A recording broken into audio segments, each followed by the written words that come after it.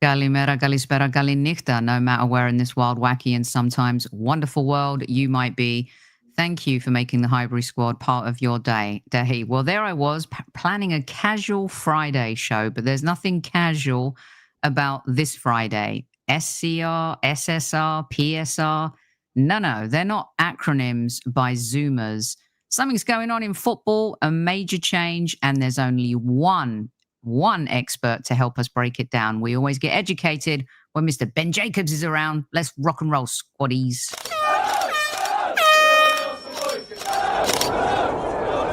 Mind the gap between the train and the platform. Please stand clear of the discussion doors. The next stop is Highbury Squad.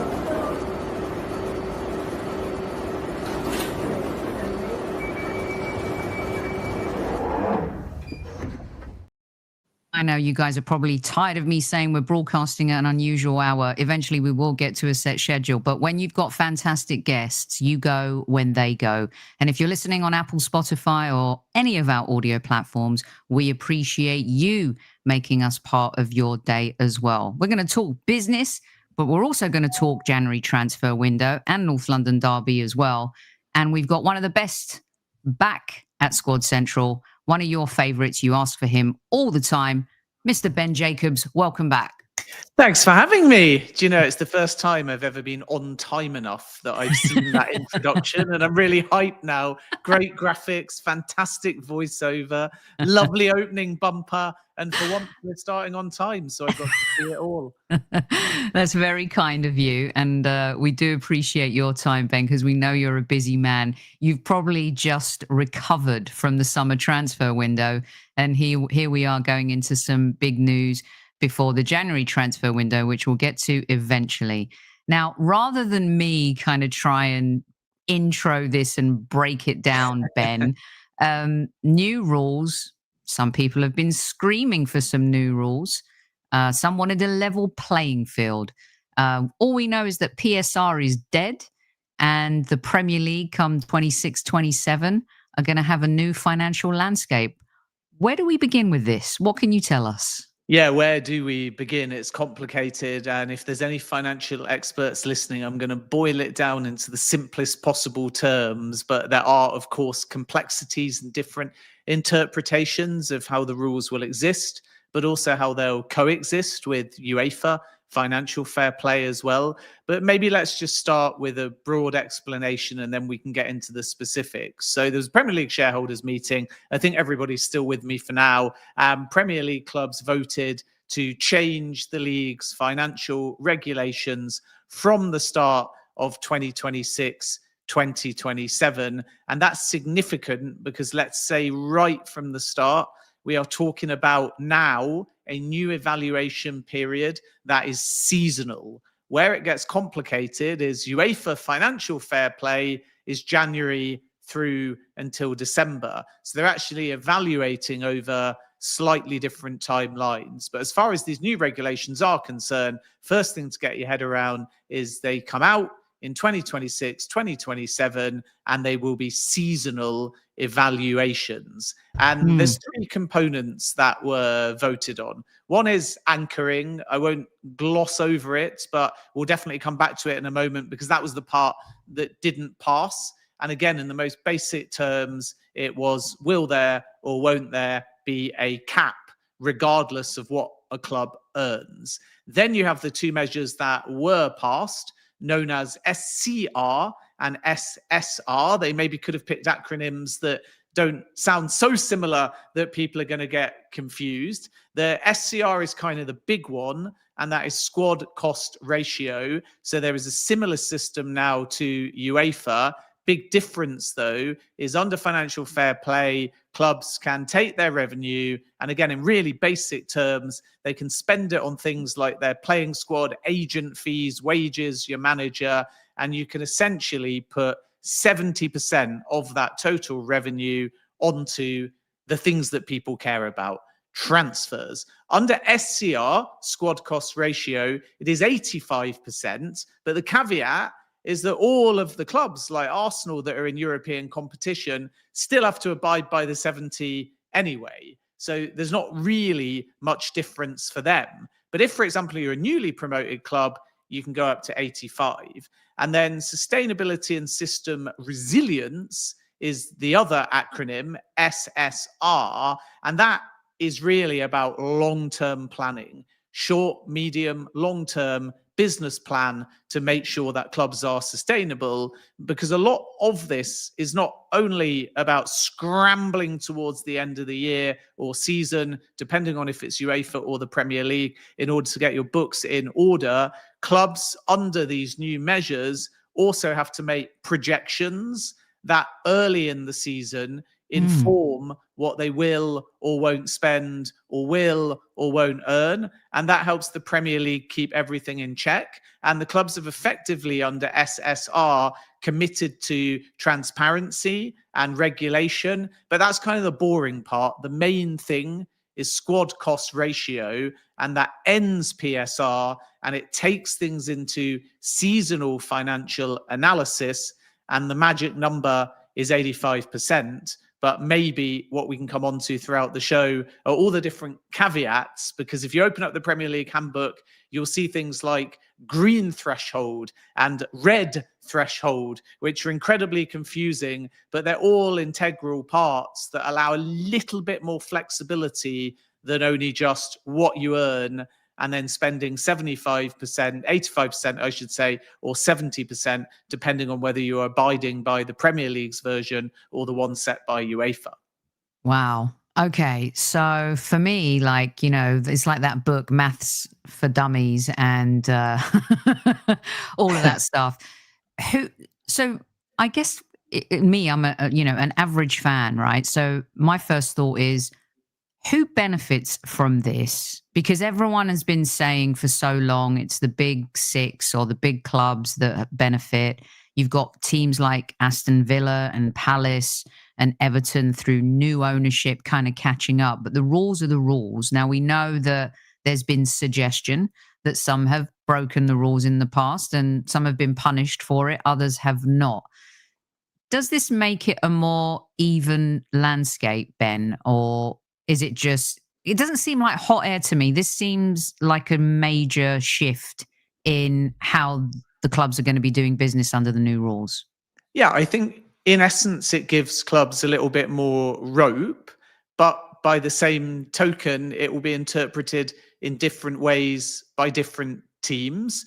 So point number one in terms of who it benefits, because the clubs like Arsenal qualifying for the Champions League and others in Europe have to abide by the UEFA limit, they are at 70%.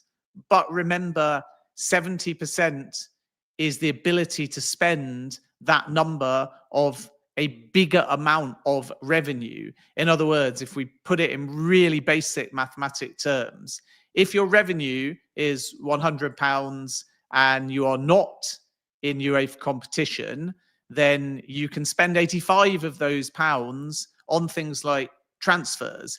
If you suddenly, with that £100, get Champions League football and it goes to £200, then you abide by the UEFA limit of 70%, but that's £140. So you've still got more money to invest into your squad, even though the percentage diminishes. At the flip side, if you're a newly promoted club and you abide by the 85%, and by going up into the Premier League, your revenue increases dramatically, you may also feel like you've got quite a lot of rope to work with. But where people will interpret it as benefiting the big six or clubs with massive revenue is as they generate more and more, even if it's not tied to on-field success. Just look at Manchester United. They posted record revenue in their last financial report, and yet on field, it didn't go according to plan and they didn't get any European football. But because the clubs voted not to implement anchoring, and again, we can clarify what that is in a moment, it means there's no hard cap. So if a club, in essence, has a great revenue stream because it's a strong brand, then they will be able to invest more of that money, depending on the percentage, 70 up to 85, on their playing squad, and it will not be as restrictive as under PSR. So the big six clubs will likely feel this is a better solution than PSR. Some other clubs like Bournemouth, Fulham, Leeds, Nottingham Forest, Aston Villa. If you take the calculations for this season, but put them under the new system, they're already right up against the threshold. So they may be sweating just a little bit more. And then what complicates this further, even without any cap or anchoring, and I do think we should explain that in just a moment, because that was a separate vote, is that there are these two thresholds. So forget the UEFA limit for a moment, reset your brain, take a swig of whiskey or something.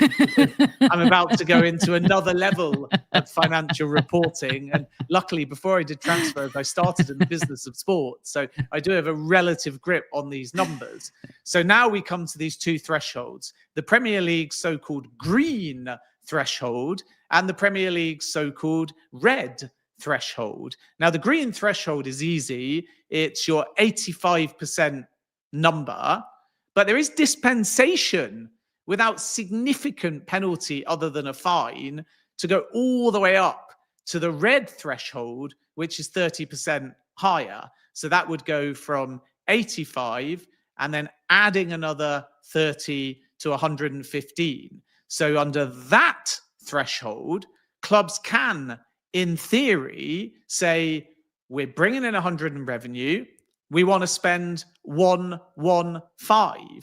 And here's where it gets even more complicated. In the first year, 2026, 2027, there'll be no fine for doing that. From 2027, 2028, if you go above the green threshold, 85%, all the way up to the red threshold, 115, you can get a fine, but you will not get a sporting sanction. And then thereafter, if you continue to breach, what happens is they knock percentages off the red threshold. And if you go over the red threshold, you can eventually get a sporting sanction. So the green threshold is the ideal, and it's what clubs plan for. But there is actually a bit of flexibility to go above it, potentially, for not that much of a penalty, maybe only a fine. But if you're a repeat offender or you cross the red threshold, then you can eventually get a sporting sanction. Okay, Ryan's lost. Kevin's saying, how can it possibly be more complicated? So the red and the green, I mean, if everyone plays ball, none of that has to come into play, right, Ben? I mean, yes, but it's tactical. So certain clubs may choose to spend and take the slap on the wrist or the fine because it benefits them. But if you're repeat offenders, then you get into trouble. And look, I won't go into too much detail, but in essence, if your red threshold is 115, because that's 85 plus 30, that's the leeway you've got.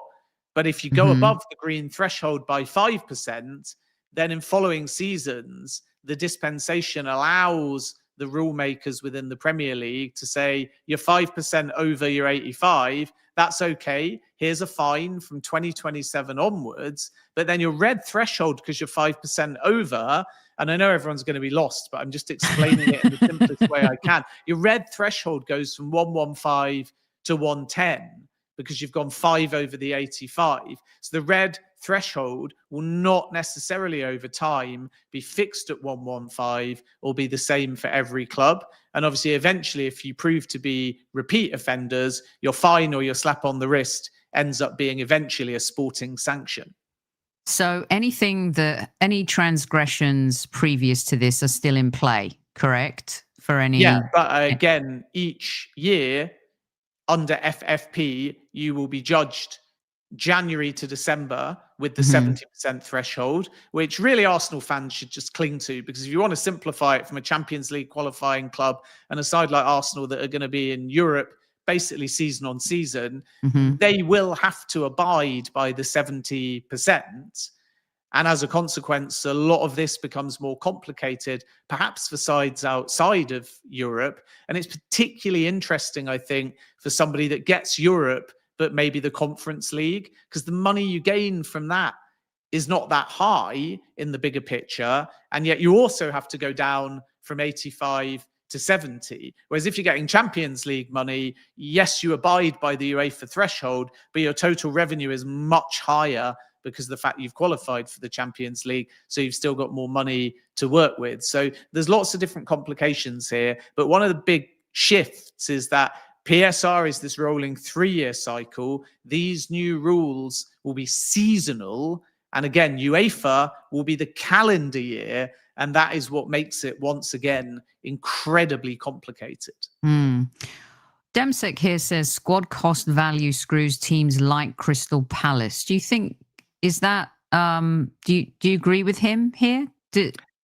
Well, on the calculations for this year, if the rules were enforced, and remember, SCR has been shadow trialed, Crystal Palace are kind of right on the limit, a little bit under it. They're more in trouble under financial fair play because they're over 70% based on projections, but they're under 85. It's challenging as well for Newcastle United. I think, in essence, the big winners are clubs that have amazing revenue, long-term sponsorship deals, stadium generates money, and regularly they're in the Champions League. These kind of teams will be absolutely fine. So if you look at the Arsenal projection, they're nowhere near the UEFA limit of 70% based on projections this season. They're at about 60%. 70% is the UEFA limit. And again, even with a massive spend over the summer, they're still not approaching anywhere close to 85%. Liverpool spent, if you include the add-ons, potentially as high as 450 million, albeit they brought in over 200 million in sales as well. Their number's about 60%. Man City's number is about 60%. And again, to clarify, when I say number, I mean percentage of revenue generated spent effectively on squad costs like transfers, agent fees, wages, managers, coaches, the usual things are deductible like academy and women's football. And another loophole was closed as well, by the way, where clubs can't pull the Chelsea trick and sell a hotel or a car park to their parent company. So that's not possible either. So you can't just magically make revenue from inside your parent company appear and reflect positively on the books. But basically, when we look at Man United, even without Champions League football, Man City, Liverpool, Arsenal, who I mentioned, and Tottenham, they're all absolutely fine and are nowhere near the 85. And most of those clubs are nowhere near the 70 number either. So I think the big 6 clubs will be happy with this, especially because there's no anchoring as part of it. The big losers are going to be clubs that have smaller stadiums, have less commercial revenue, and they might have to find new ways of generating revenue, but still have had a big spend in the market. So Bournemouth, Leeds United being newly promoted, Sunderland, Fulham as well. They're the ones that are going to struggle. And over time, they're going to have to navigate this new system, knowing that as important as sales or simply persuading a footballer to join your club will be how strong your brand is. And things, therefore, I think, like creative sponsorship, naming rights for your stadium, shirt sleeve sponsors, back of the shirt sponsor, short sponsors, all of these kind of things will probably come into the Premier League, and we'll get a bit of an Americanization of the brand of football clubs as they look to find new streams of revenue to ultimately balance the books. Yeah, we see that a lot in the Mexican league, South American leagues, you know, from the sleeve to the people got offended that there was a sponsor on the sleeve, which, by the way, we've removed now, ended our relationship with Rwanda. But yeah, I could see that coming to Ben. So, you know, Arsenal made some fundamental changes behind the scenes. You know, this is Josh Kroenke and Richard Garlick on their way to the meeting to cast their vote for the Gunners. We've seen some major shift in the boardroom, showing a picture here of Ben Winston, the prolific television producer. He'll also be the creative director for the Los Angeles Olympics opening and closing ceremony, a lifelong Arsenal fan. Richard Garlick has been made CEO, of course we know, and have already fallen in love with Andrea Berta. Ben, I don't know if you know anything about this, but do you think Arsenal made these moves behind the scenes? Tim Lewis no longer there. It was said that Tim Lewis kind of wanted the even playing field. on the anchorage. Is it anchorage or anchoring? I keep thinking of below deck Mediterranean now. I can't think of anything else in my head. But do you think that maybe the board, Josh, everyone who's there now are on the same page about this? Maybe Tim Lewis wasn't. I don't know about other clubs, but what's your take on that? Because it seems to be a big deal timing wise. You know, this is probably the most significant owners meeting with the Premier League in the last few years. What do you make of that? Yeah, I think Arsenal were pretty aligned. By the way, when I hear anchoring, which is the name, I think anchor, and then I think pub, because there's a pub near me called the Dow and Anchor, and I can't get that out of my head. But I think Arsenal's perspective was very clear. So what we know on the anchoring vote, and I promise I will explain the anchoring in due course as well, but what's clear from that is only 7 votes were in favour.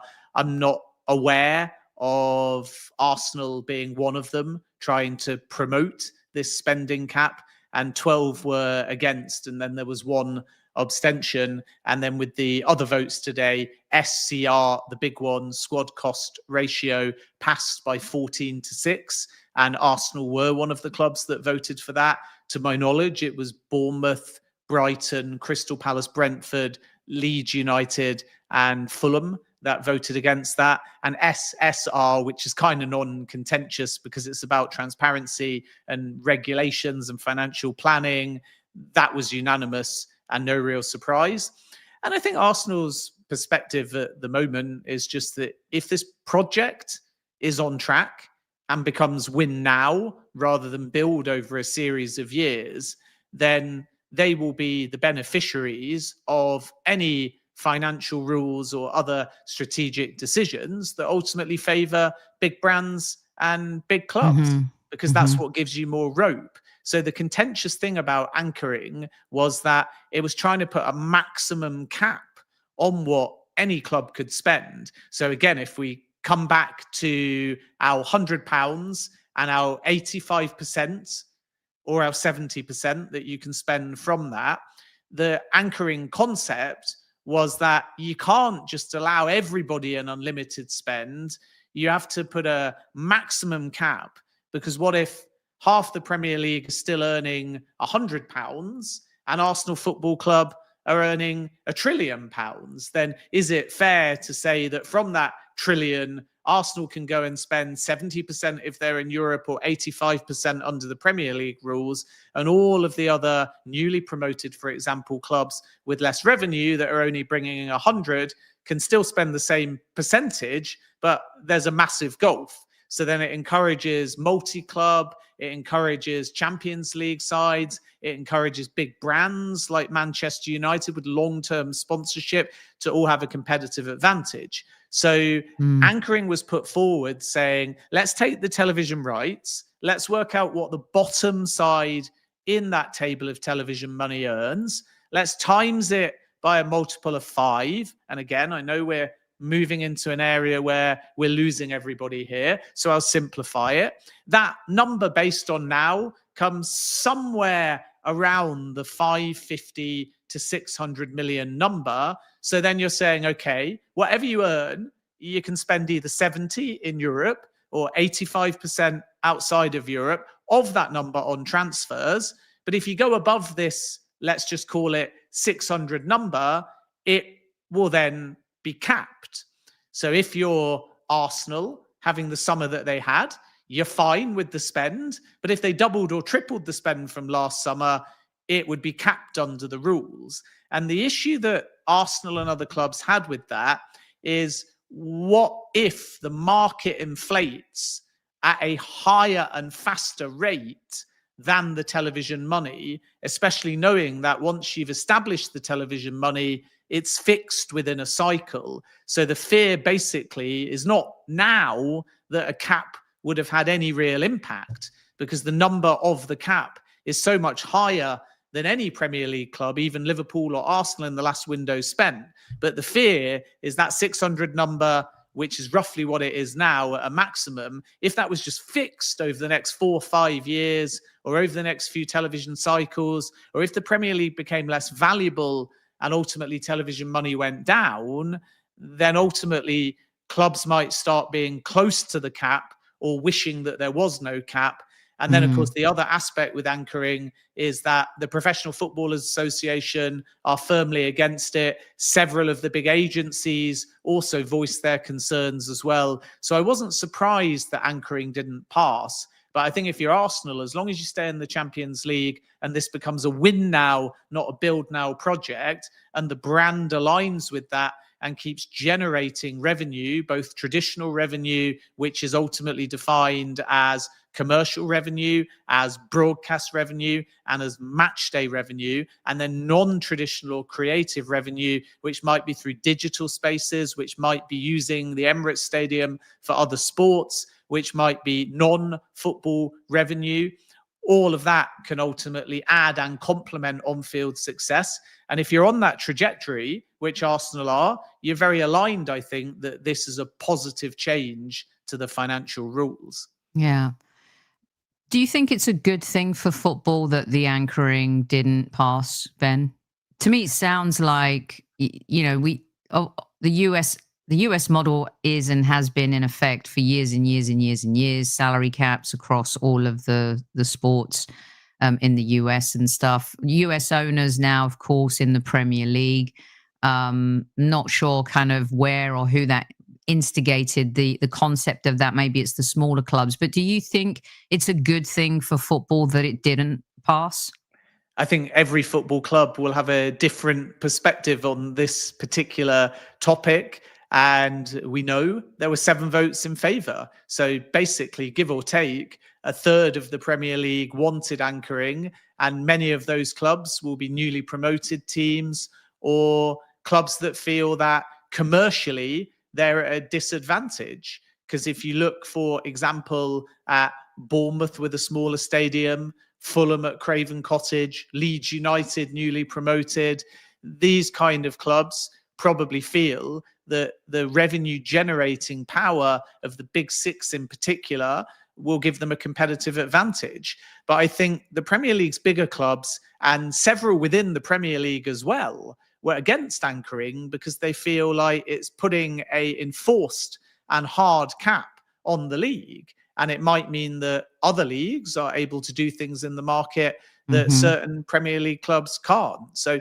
if the Premier League is to be the greatest league in the world, both in terms of football, but also commercial growth, and if its clubs are to benefit and have the strongest possible position, not just in England, but in Europe against rivals like Barcelona and Real Madrid, a hard cap maybe puts some of our biggest clubs at a disadvantage. But the caveat to all of this, which makes it debatable and hypothetical, is you could introduce a cap, shadow trial it, and then find that in 3-4 years, you don't like the number. And they can always go back and re-vote on a different multiple, in which case the cap will always be significantly higher than the market, regardless of inflation.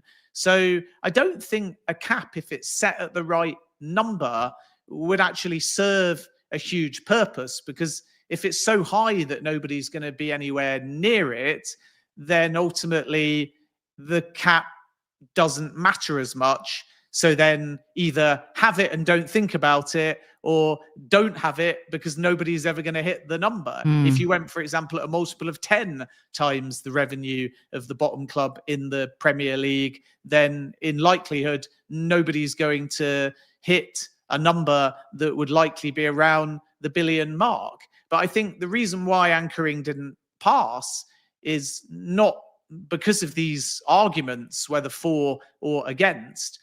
Ultimately, the clubs are aware, as are the Premier League, or a majority of clubs anyway, that if they were to implement it, there would be instant opposition from agencies. There would be huge opposition from the PFA as well. There might be legal challenges that the Premier League would face where clubs take their perspective, like Manchester City did, out of a football domain and into a European court of law.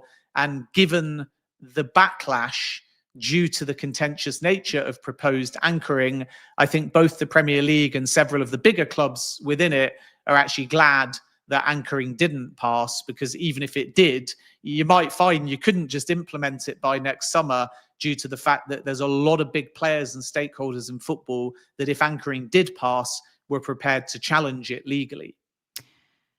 Okay, so we're going to talk to Ben as well a little bit about the January transfer window, North London derby, and maybe a question that leans into the January transfer window. I have some specific questions for you, Ben.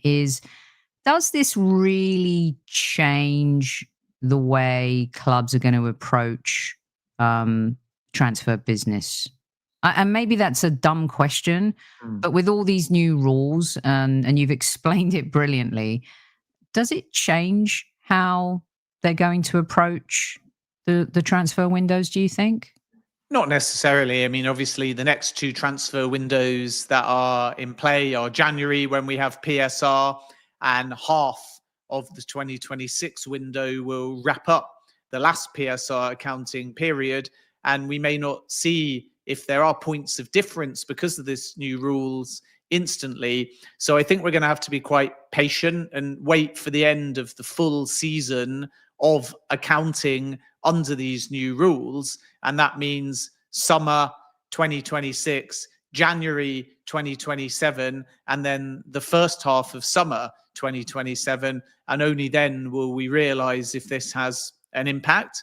But I think these percentages are set in a way that the market probably won't change dramatically, not for a club like Arsenal, because Arsenal always had to adapt their finances to a squad cost ratio model due to the fact that they're in the Champions League and they have to abide by the 70% threshold. So now there's an 85. For the big clubs and those in Europe, it really won't change much. But what you might see is newly promoted sides and more ambitious clubs, or those that back themselves to do things like stadium expansions. Brighton are working on their stadium, for example, or bringing new streams of revenue. They may adapt their commercial model to try and put heavy emphasis on new streams of revenue that will ultimately give them more rope to work with. So I think the biggest change will be a Bournemouth, a Fulham, a Leeds, an Aston Villa, a Wolves, maybe a Newcastle United. These are the clubs that when the rules come in, they're right on that percentage already of between 80 and 85. So they're the ones that are going to have to navigate. But I think it's a positive because of two things. Number one, the red threshold. And again, I know that everyone's like, the what?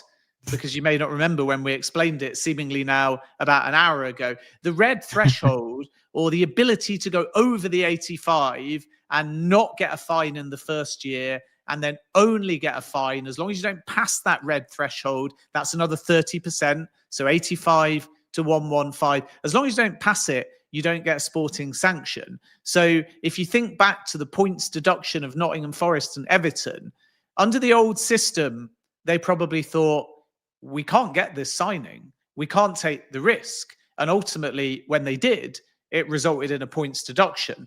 Now I actually think you have this sort of limbo between the green threshold and the red threshold, where instead of going, yikes, we're not PSR compliant, we're going to get a points deduction, it's relatively black and white. We can argue mitigating circumstances, like Everton arguing that Spurs took their time in buying Richarlison, but at the end of the day, they both got points deductions. Now, as long as you show a sustainable medium and long-term business model, if you go over that 85, as long as you don't go over the red threshold as well, in a worst case scenario, you're going to get a slap on the wrist, or as it's called, a levy, which is construed to be a fine. So the positive for the smaller clubs, or those that are closer to the threshold, even a team in the Champions League like Newcastle United, is under PSR, they probably went, we can't risk making another signing. Or in Newcastle's case, they basically had to sell Yakuba Minter to Brighton and Elliot Anderson to Nottingham Forest. And in Anderson's case, he's now one of the best midfielders in the Premier League, and Newcastle had to let him go because of PSR for 15 million. In that scenario now, a club like Newcastle would probably say, we're not going to sell Elliot Anderson.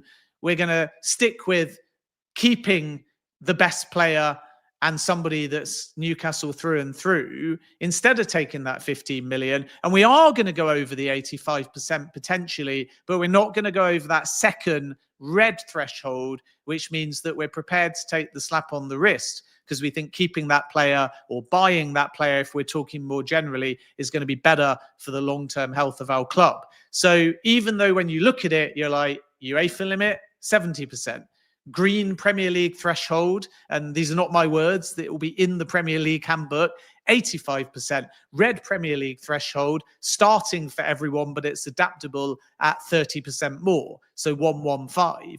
And when people see that spelled out, they'll just be mind-numbingly bored or mind-numbingly confused, and they'll go off to the Dow and anchor instead of us talking about anchoring, and they'll get their beer and they'll fall asleep, and they'll be like, look, as long as there's no fine, I don't care what my club are doing with their finances. But actually that gap between the green threshold and the red threshold is the bit where you can be a little bit creative, and to an extent you can bend the rules to the benefit of your club without getting as significant a fine or points deduction as under PSR. And this is why I think most clubs, depending on whether they're in Europe at 70 or the Premier League rules at 85, will still think that they've got more rope to work with.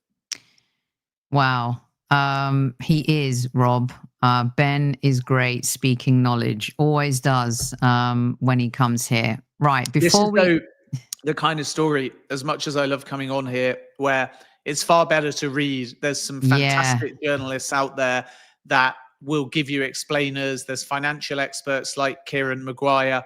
And obviously when you spell it out, I can do my best, but there are word limitations, and even I have to try and process it. When you write it out, there can be tables, there can be different color-coded things.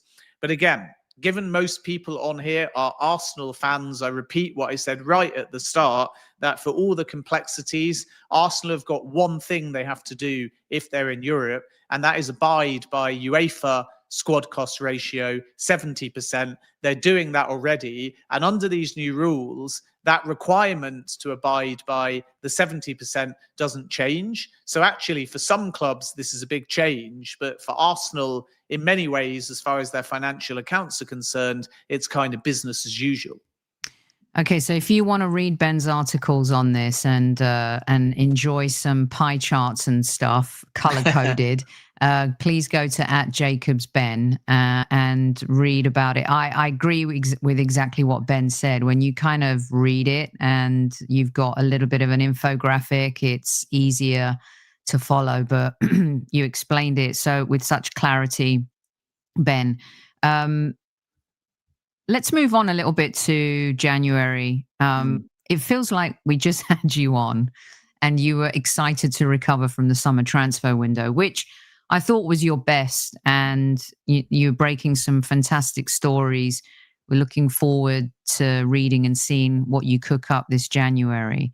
Feels like the talk is already beginning, Semenyo being the guy. But I wanted to start with our guy, Gabriel Jesus, who you and I talked a little bit about in the summer, and all but not for an injury. Maybe he would or wouldn't be an Arsenal player.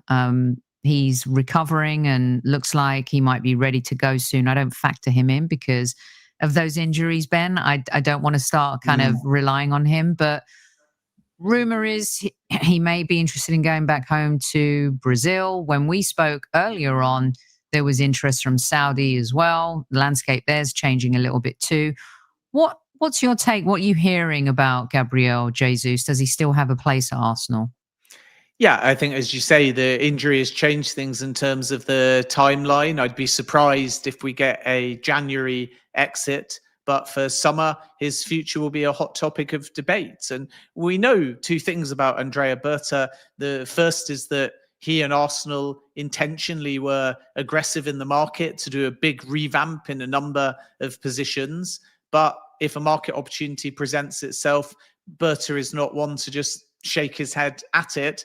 But you'll find in January, he's not panic buying, but he's leaving things until likely the last minute. Now, the last minute can be the days or weeks before a window opens, or of course it can be the last days of a window. But I think Berta is kind of looking at what he's already cooked and seeing what ingredients are we actually going to need, and will be far more discerning therefore, because Arsenal are obviously doing well, and in addition to that, they've strengthened in so many areas. So a quiet January wouldn't be a bad thing for Arsenal. And then come summer with Gabriel Jesus, absolutely, he could depart. Nothing is set in stone, but there's a concrete possibility. And that kind of means in the final third anyway, there's basically two priorities at the moment. One is to look at potentially and more likely summer 2026, another number 9, because Mikel Merino is sort of used as a makeshift number 9. And I think everyone's quite comfortable with that.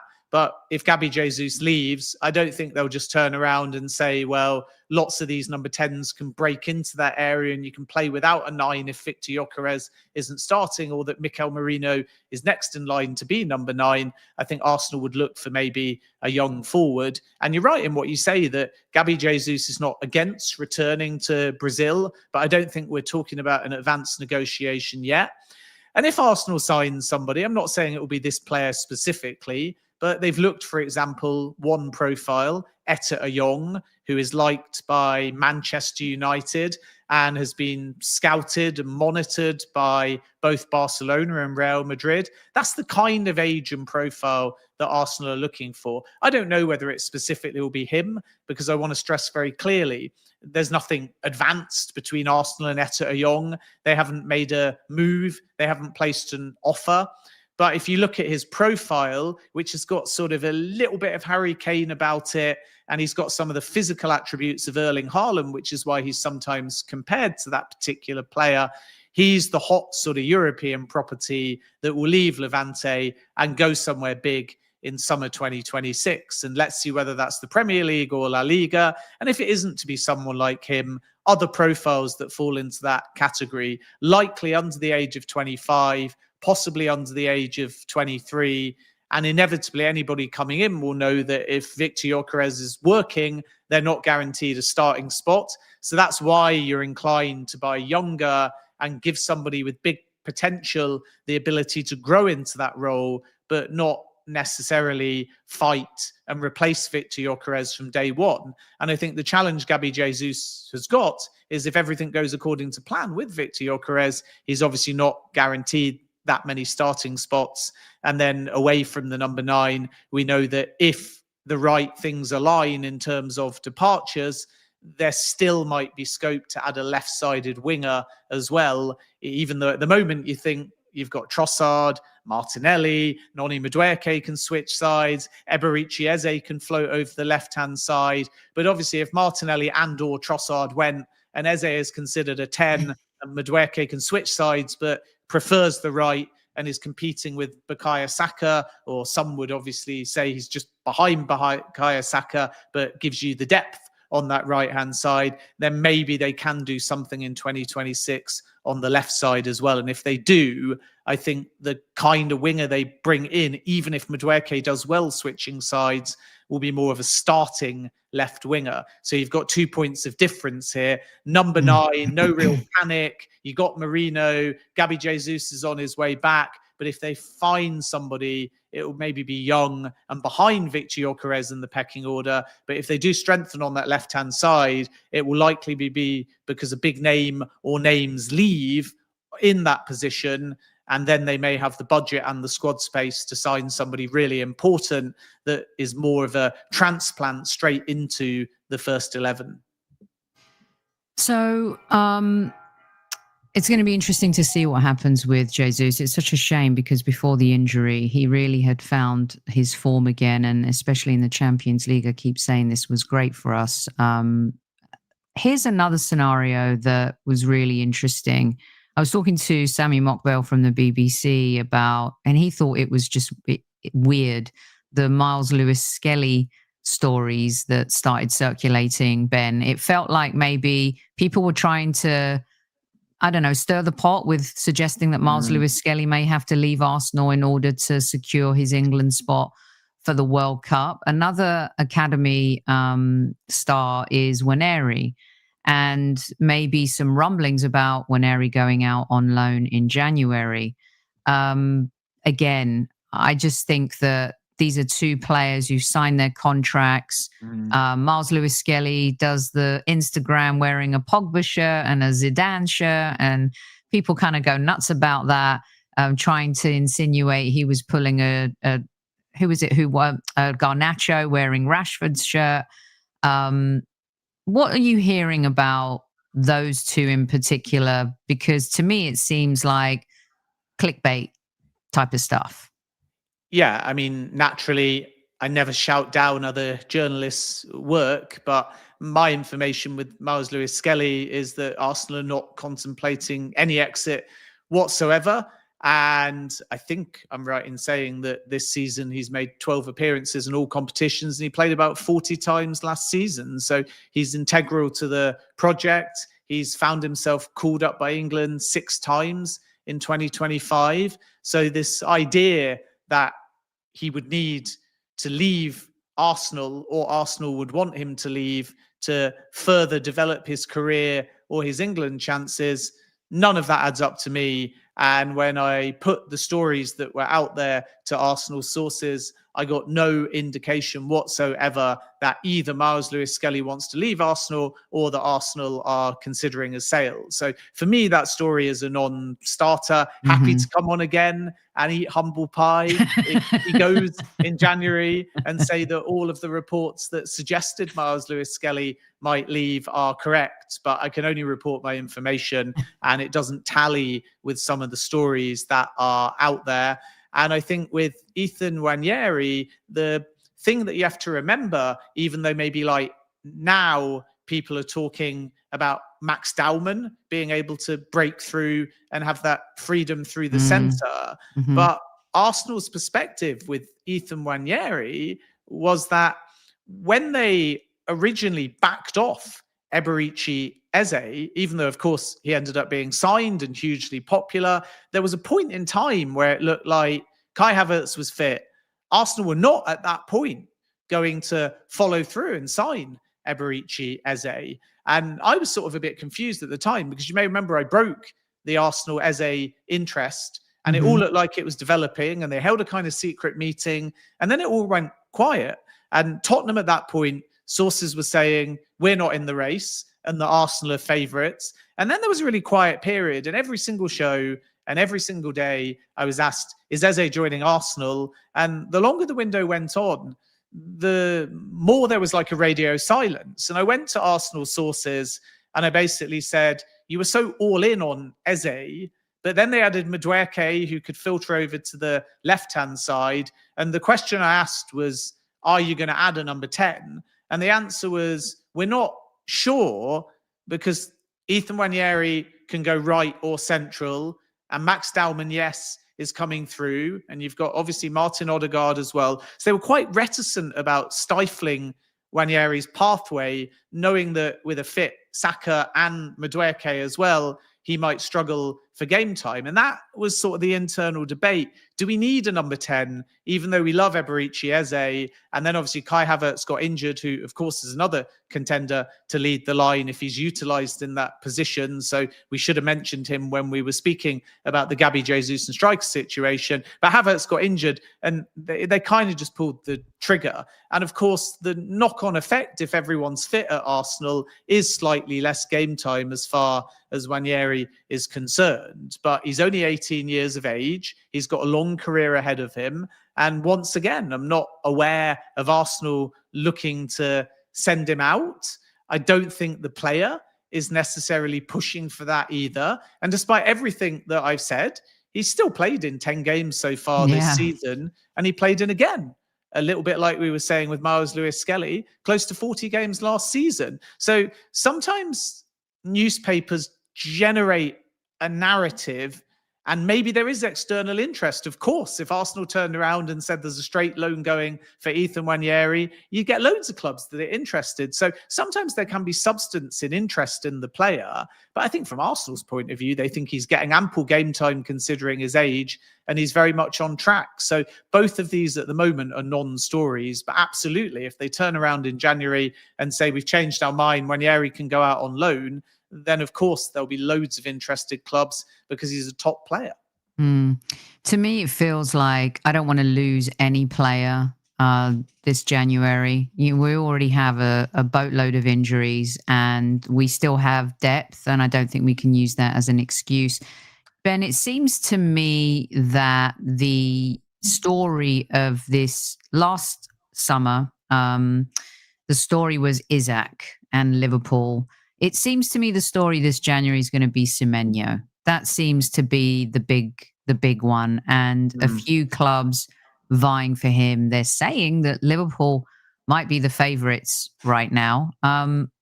Do you agree that he will probably be the biggest story? And if so, who do you think is in the front seat to sign him? Yeah, I think it is fair to call Liverpool the early front runners, but this might be a kind of saga with all manner of twists and turns. So the backstory is Semenyo signed a new deal over the summer. He stipulated as kind of a deal breaker, there must be 2 release clauses, the first at 60 plus 5, and then the second is diminished in the summer, but I'm told it's still in excess of £50 million. And Bournemouth were very understanding of his situation. And as a consequence, they wanted him to stay for this season. And his form at the moment means that that was a strong decision. But they had to sort of cede to this possibility of losing Semenyo mid-season or, of course, at the end of the season. And it will be staggering if come summer 2026, Semenyo is still a Bournemouth player, but let's see whether there's movement in January. What helps Bournemouth just a little bit is the fact the clause itself in January is, broadly speaking, only available in the first half of the window. And that means that if he goes via the clause being triggered, there'll be time in the January window for Bournemouth to spend that money and find a replacement. And I think logically, because he's not going off to AFCON and due to his form, a lot of people in the industry do feel that somebody will come along and either trigger the clause or match the clause in January. And clubs that maybe would prefer to wait and do it in the summer, either because of cost or the fact they've got more need in the summer and not mid-season, they may be forced into a little bit of a bidding war, not financially if people trigger the clause, but bidding to Semenyo and saying our project is right for you. So you look at who maybe will feel they're stronger positioned mid-season.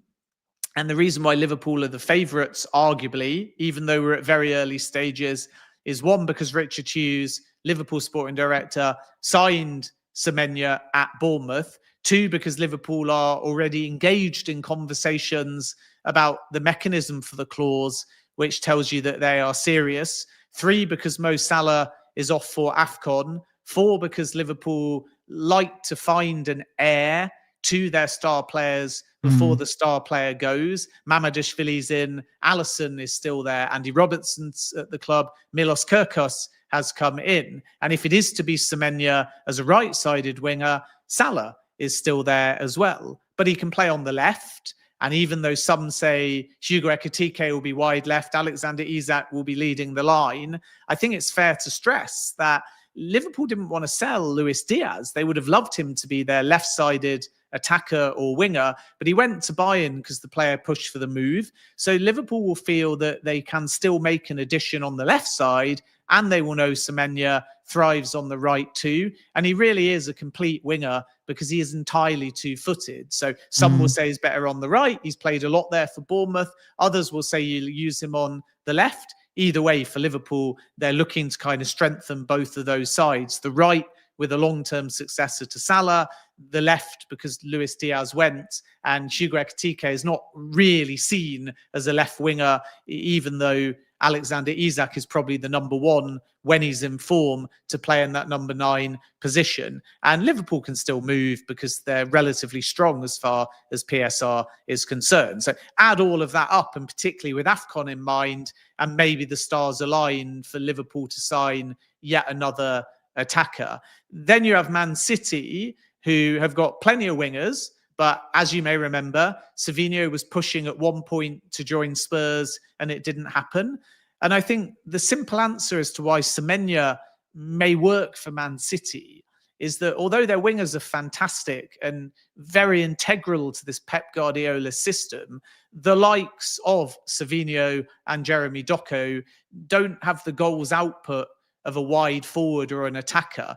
Semenyo's privilege is that he's found a way to be fast, devastating on the counter-attack, hug the touchline, stretch defenses, but his numbers are basically that of an attacker. And let's not forget, he started as a number 9, and then Andoni Iraola had the foresight to convert him to a winger. So if Man City want a different kind of winger with the goals output of a forward, then Semenyo ticks a lot of boxes. And then you have Tottenham, who I expect to be there as well. Mohamed Kudus was signed on the right, but they're still looking to add another versatile attacker too.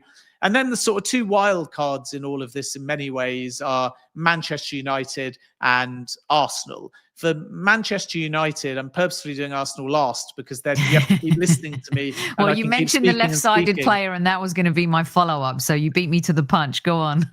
If I just keep talking about all the other clubs and giving you the context, then the Arsenal fans listen. If I start with Arsenal and then go through the other clubs, you're like, shut up. We only wanted to hear the bit on Arsenal that was hopefully good news. So with Manchester United, obviously they did sign Brian Mbeumo and Matheus Cunha as well. They lose Mbeumo and Amad Diallo to AFCON. They made an approach over the summer, so there's historical interest there. And, you know, clearly the big consideration for Manchester United is, can they commit to a 65 million outlay, whether triggering the clause or matching it?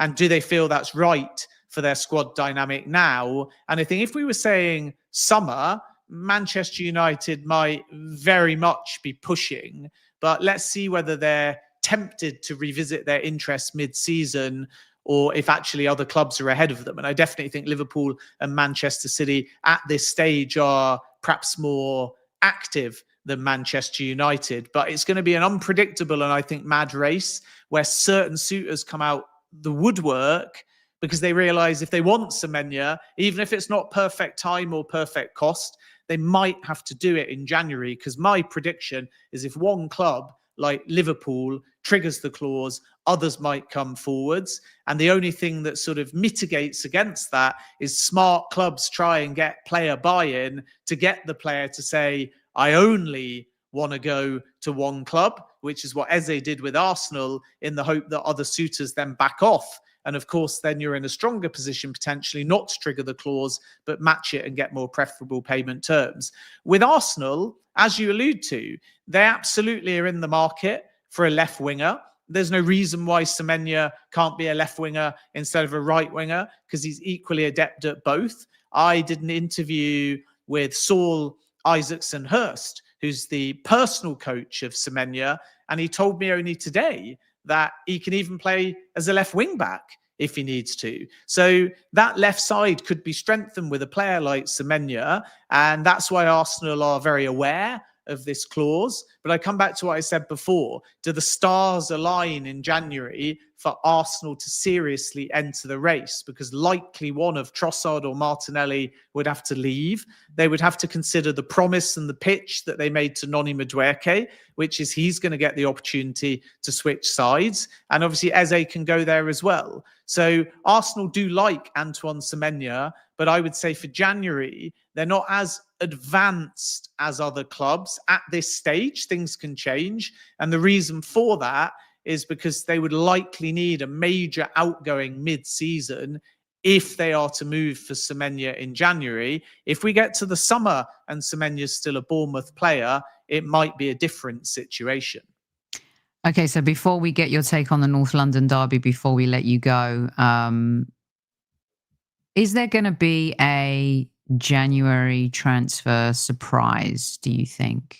I mean, last Arsenal January specifically. window was, for anyone really, last January transfer window was a bit of a dud. It always feels like a difficult window. Maybe that's a cliche. We've seen some bangers in the past, Ben, but do you think this one could potentially be throw out a major surprise? Yeah, I think everyone's still sort of got the joy and the drama of the summer in their heads, and such a short period passes between the summer closing and January opening that we're all still expecting everybody just to chuck 100 plus million at a window. And I'm not so sure that we'll see that.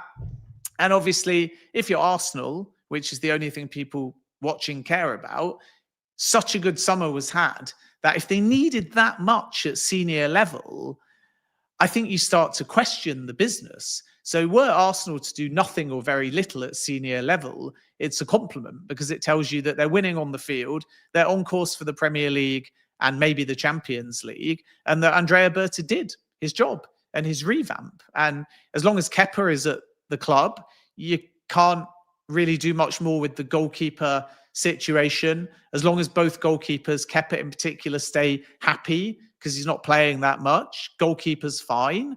They added Mosquera, so a young defender's come in and they've got a tried and trusted centre-back pairing. Zubamendi was pre-agreed before Berta's time and has been excellent. And obviously Eze's come in at a number 10.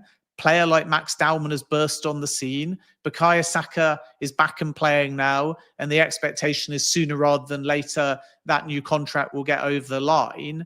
So if it does need to find a serious, big starting left winger and outgoing first, January may be a bit problematic for Arsenal, but I think they'll be absolutely fine if they have a relatively quiet window. And then, as I said before, there's probably a 2026 plan to explore a younger number 9, but we'll have to wait and see whether that happens in January as well. And then I think you'll find Andrea Berta does a sort of Chelsea, not in the project, but in the mentality, and starts looking at how he can add younger players that aren't going to go straight into Arsenal's first team that might burst on the scene in the next 1 to 3 years. And I would fully expect Arsenal to continue to try and add stars when you can still get them at value from all over the world, a continued emphasis on South America like there was under Edu. And I think that's part of the Berta plan, but it's almost the opposite to the Chelsea model, because Chelsea and even Edu to an extent, they were unearthing. I think Berta's come in and he's basically said, we just got to take care of our starting 11 and our first team and start adding silverware to this trophy cabinet. And then when you do that, lots of young players will want to come to you because we're one of the best teams in the world at the moment. So it's like a top-down strategy, first team first, make sure you take care of the short term. Then once he's done that, he can start looking at the long term, whereas obviously other models are kind of looking at the long term and gambling a bit in the short term and hoping that these players break on the scene. So that's maybe a point of difference, but it might mean a lot of the names they're focused on are younger and you don't hear about them in their first kind of year or two. And then broader than that, I would say January could have a few surprises. Surprise number 1 and the biggest one, Harry Kane. Not because he's going to go anywhere, but because the release clause, which diminishes in 2026 at 65 million euros, has to be, to my knowledge, triggered in January for the summer. Otherwise, it disappears. So Kane is there saying to everyone, I'm only focused on Bayern. Bayern might try and renew him. And of course, he's got a World Cup. But actually, if somebody does want to try for Kane in the summer, a Premier League club, or some say Barcelona, not that anything is massively developing there, but they like Kane, who wouldn't, then actually you have to start having those conversations if you want the clause to be in play in January. So although Kane won't go anywhere mid-season, we might get a bit more clarity, even though Kane continues to say repeatedly he's not thinking about a move away. But given his age, if he wanted to come back to the Premier League and break Alan Shearer's goal-scoring record, he would need 2 prolific seasons. So maybe waiting until 2027 won't allow him to break that record. And I come back to what I've said many times, even though it's quite perverse. The better Bayern do, the more Kane might consider coming back to England or elsewhere sooner.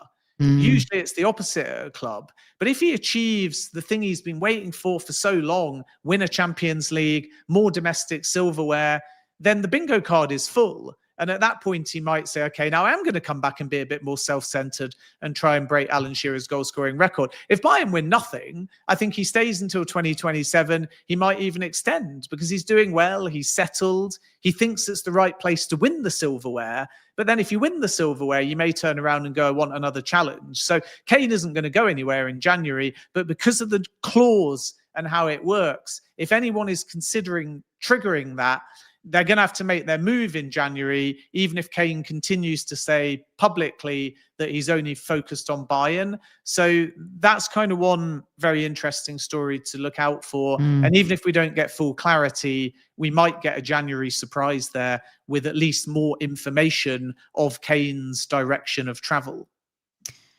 Fascinating stuff. Right. Here's the question of the day. Is Eze going to have that seminal moment for Arsenal and get the winning goal in the North London derby, Ben? Oh, what a moment that would be after everything that happened in the summer. And I would be so happy for him. He's had two great moments, had kind of been up and down a little bit, but still, you know, the moment against City, Palace, but this would be iconic. He would become a cult hero immediately. What does your crystal football say about the North London derby, Ben? I mean, my predictions are rubbish. That's the first thing to say. So it'd be easy to come on an Arsenal podcast and say Arsenal are going to win and it's going to be resounding. And then if it happens, seem like a genius. But ultimately, I think that is what the odds and the form suggest. I have to say, I've watched Spurs quite a few times over recent weeks and I've not been massively impressed. They took an hour to get going against Man United and they fought back well in the game, but then at 2-1 up late on, they concede an equaliser to a Manchester United side that invited them back in the game. They were absolutely dreadful at home to Chelsea and they hadn't expected goals, I think, of practically minus 5 rather than 0.00 something that it actually was.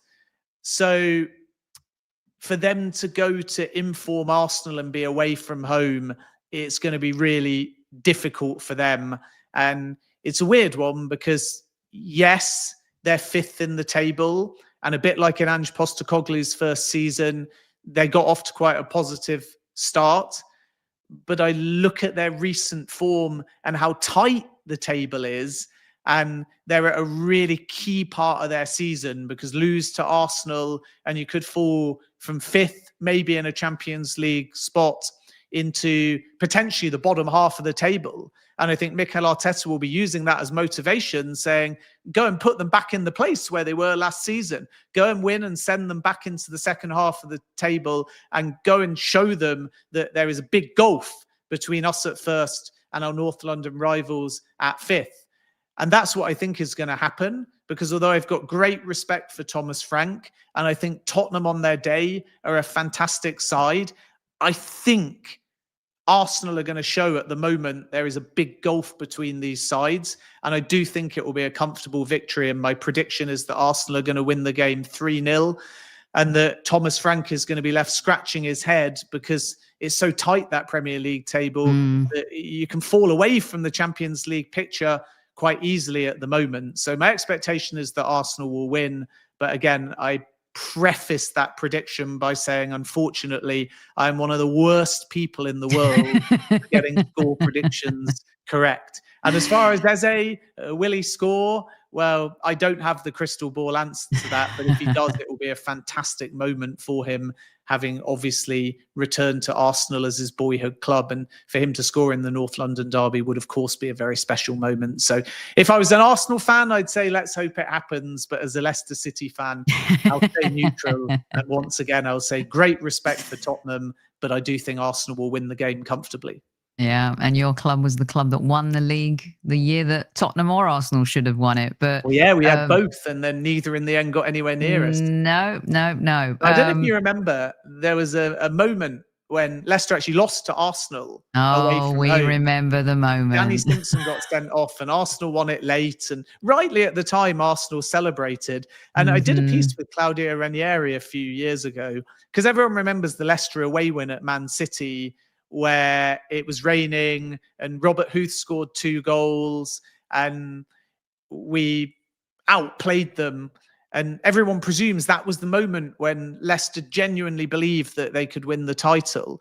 And Ranieri said to me, it was actually the Arsenal game, because we were down to 10 men. We nearly got a point. And Arsenal celebrated so hard in beating Leicester that, believe it or not, Leicester went into the dressing room and Ranieri said to them, I'm glad we lost. But the manner in which we lost shows that even with 10 men, you can compete against one of your nearest rivals. And even with 10 men in a game, everyone assumed that you would lose, and you did. You held your own. And if you can hold your own in that adversity, and if you can get over the immediate heartbreak, you can get over the line here. And Leicester actually used that loss and the Arsenal celebrations as motivation. And then I don't think, I should know this as a Leicester fan, but I don't think we lost another game between that loss and the end of the season. So it just shows you that sometimes you can use the adversity to your advantage. Mm-hmm. And in the end, Leicester, thankfully, from my perspective, and I've got him behind me right here, went on to win the Premier League trophy. And I know that Arsenal fans don't like that moment, because at that point they win 2-1 and it felt like Arsenal were going to win the Premier League. But I think if you take away your tinted red and white, then most Arsenal fans will be still quite pleased by the Leicester story, and obviously delighted that, at least if it wasn't Arsenal, it was Leicester over Spurs. We can't begin to thank you enough. And to be honest, that Chelsea game at Stamford Bridge with Tottenham as well, which was like another key moment. But yeah, that game, we thought that was it. You know, we really felt like this is going to be our year, and unfortunately it wasn't. And maybe this year it is. So we'll get you out on this. Ben, is it our year? Is it finally going to fit?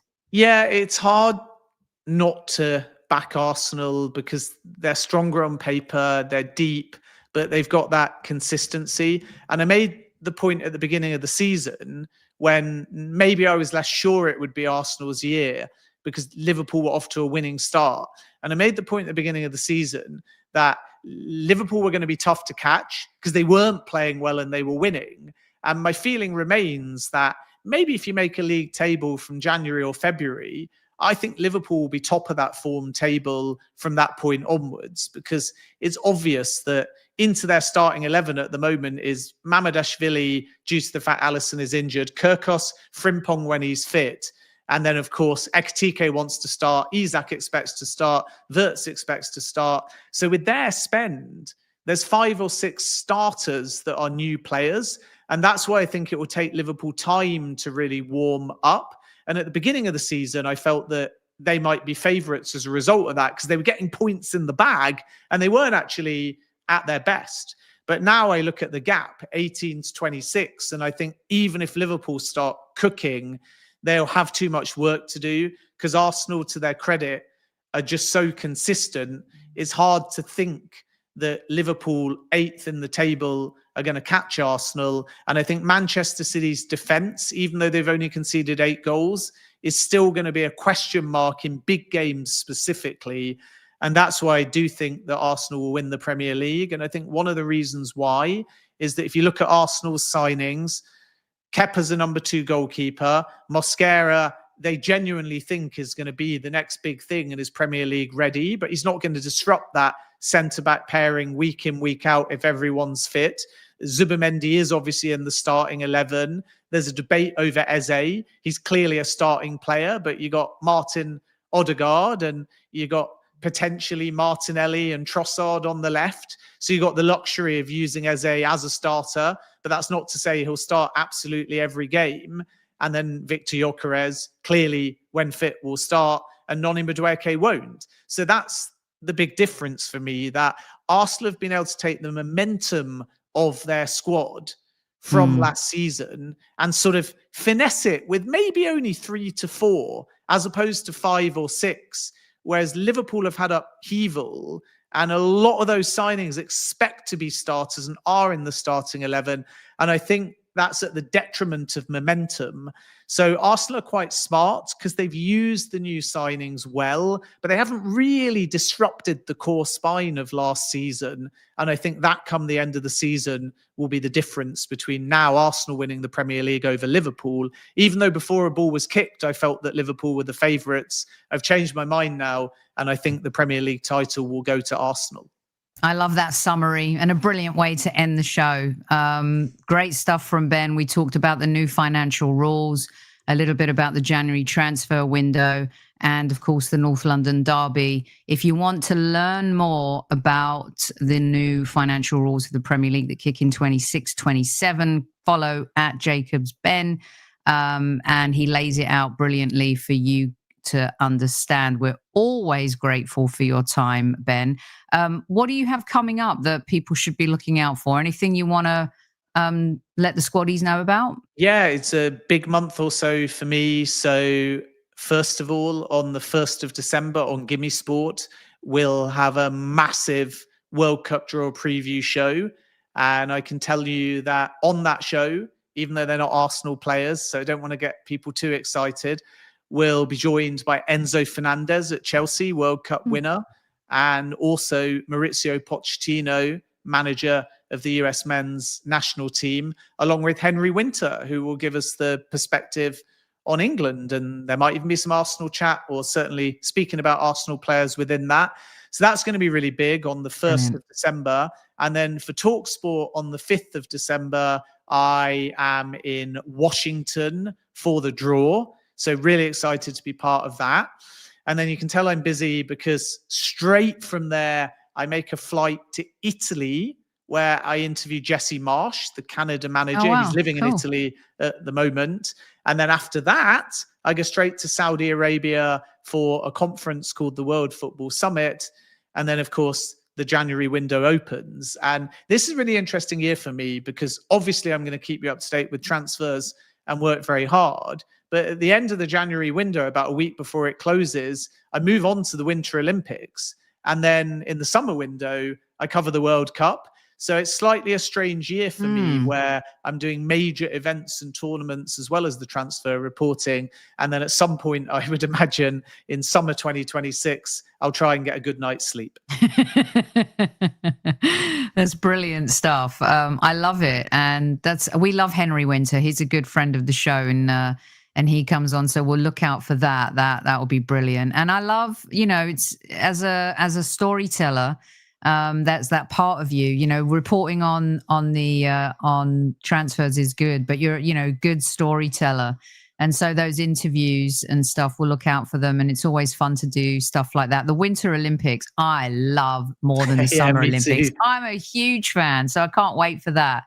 And Jesse Marsh is always a character, so I'm sure that's going to be some interview that goes viral here in the United States. No doubt about it as well. You're getting a lot of love and a lot of thanks from the squaddies. And for those listening on replay, which is where many of you will be, don't forget to leave your comments, and also on Apple and Spotify. We appreciate you. Leave your comments, subscribe so you don't miss a show. Make sure you follow Ben at Jacobs Ben, and we appreciate him. Thank you at eSquaddies. Don't forget to tell your loved ones you love them. I'll see you after the North London derby.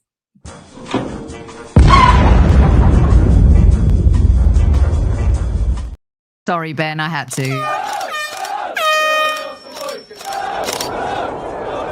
Mind the gap between the train and the platform. Please stand clear of the discussion doors. The next stop is Highbury Squad. I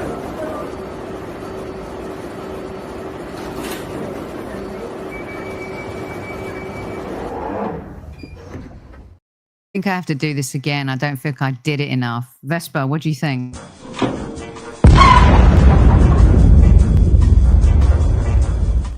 One more time. One more time.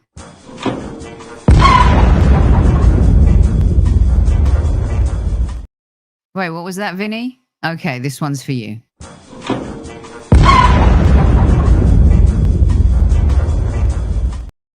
I'll see you after the game on Sunday.